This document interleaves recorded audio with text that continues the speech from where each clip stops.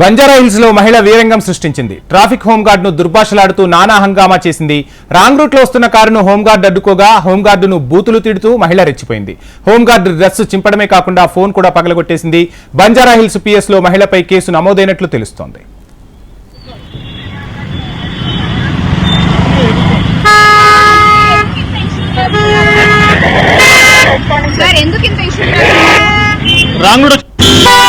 చచ్చిపోతాడు madam.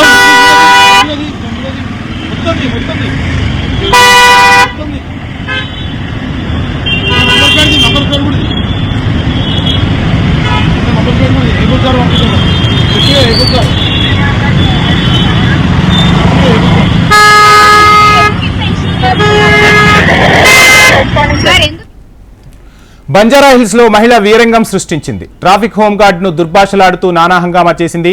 Wrong route లో వస్తున్న కారును హోంగార్డ్ అడ్డుకోగా హోంగార్డును బూతులు తిడుతూ మహిళ రెచ్చిపోయింది. హోంగార్డ్ డ్రెస్ చింపడమే కాకుండా ఫోన్ పగలగొట్టింది. బంజారాహిల్స్ పిఎస్ లో మహిళపై కేసు నమోదైనట్టు తెలుస్తుంది. ఇక ఘటనకు సంబంధించి ఓవరాల్ డీటెయిల్స్ మా హైదరాబాద్ బ్యూరో చీఫ్ రమణ అందిస్తారు. రమణ, చూస్తున్నాం ఒకవైపు ట్రాఫిక్ పోలీసులు ప్రజల భద్రతకు సంబంధించి అనేక చర్యలు తీసుకుంటూ ఉంటే బాధ్యతగా ప్రవర్తించాల్సిన పౌరులు కొన్నిసార్లు ఇట్లాంటి ఘటనలు చేస్తూ ఉన్నారు. సో వీటిని ఎలా పరిగణించాల్సి ఉంటుంది? సో మొత్తంగా ఈ కేసుకు సంబంధించి ఓవరాల్ డీటెయిల్స్ ఏంటి? ఇది నిన్న రాత్రి జరిగింది. మీరు అన్నట్టుగా డ్యూటీలో ఉన్నాడు ట్రాఫిక్ సంబంధించిన హోంగార్డు. రాంగ్ రూట్ లో వస్తున్న సందర్భంగా మహిళకు సంబంధించిన కారును ఆపి మాట్లాడిన సందర్భంలో అసలు సమాధానం చెప్పకుండా ఎవరైతే హోంగార్డ్ ఉన్నాడో హోంగార్డ్ పై పౌరుష పరిజ్ఞానాన్ని ఉపయోగిస్తూ అతనిపై దురుసుగా ప్రవర్తించడంతో పాటు అతని ఫోన్ కూడా లాక్కుని విసేయడం, అక్కడ రిజల్ట్స్ క్లియర్ కనిపిస్తుంది, విసేయడం మూలంగా ఫోన్ కూడా పడిపోయింది. విధుల్లో నిర్లక్ష్యం అంటే విధుల్లో ఉన్నటువంటి ఒక హోంగార్డ్ పై ఈ విధంగా ప్రవర్తించడం పట్ల వారు వెంటనే బంజారాహిల్స్ పోలీసులకు ఫిర్యాదు చేశారు. బంజారాహిల్స్ పోలీసులు కూడా ఆ ఫోన్ కారు నెంబర్ ఆధారంగా ప్రస్తుతం కేసు నమోదు చేసుకుని యువతిని నోటీసు పంపించి తను విచారించే అవకాశం లేదు. ప్రస్తుతం దానికి సంబంధించిన ప్రక్రియ కొనసాగుతుంది.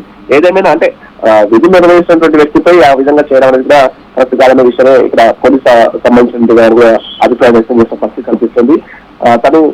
తను ఫస్ట్ రిక్వెస్ట్ గా మాట్లాడడం తను మాత్రం చెప్తుంది తనతో ముందు దురుసుగా ప్రవర్తించడం మూలంగానే తను ఆ విధంగా మాట్లాడాల్సి వచ్చినటువంటి విషయాన్ని యువతి చెప్తున్నట్టుగా చెప్తున్నారు. ఏదేమైనా ప్రస్తుతం అయితే కేసు నమోదు చేశారు. ఆ వీడియోస్ సంబంధించి కూడా ఫోన్ లో కొన్ని వీడియోస్ రికార్డ్ అయ్యాయి. అది మాట్లాడిన విధానం అంతా కూడా దానికి సంబంధించి అన్నిటికన్నా ముఖ్యంగా తను రాంగ్ రూట్ లో రావడమే కాకుండా విధుల్లో ఉన్నటువంటి వ్యక్తికి అంటే ఎవరైతే ఉన్నారో కూడా ఆ విధులకు ఆటంకం కలిగించే విధంగా ప్రవర్తించింది కాబట్టి ఆ సెక్షన్ల కింద కేసు నమోదు చేసే అవకాశాలు కనిపిస్తున్నాయి. ప్రస్తుతం అయితే కేసు నమోదు తనకి నోటీసులు పంపి విచారించే అవకాశం కనిపిస్తుంది.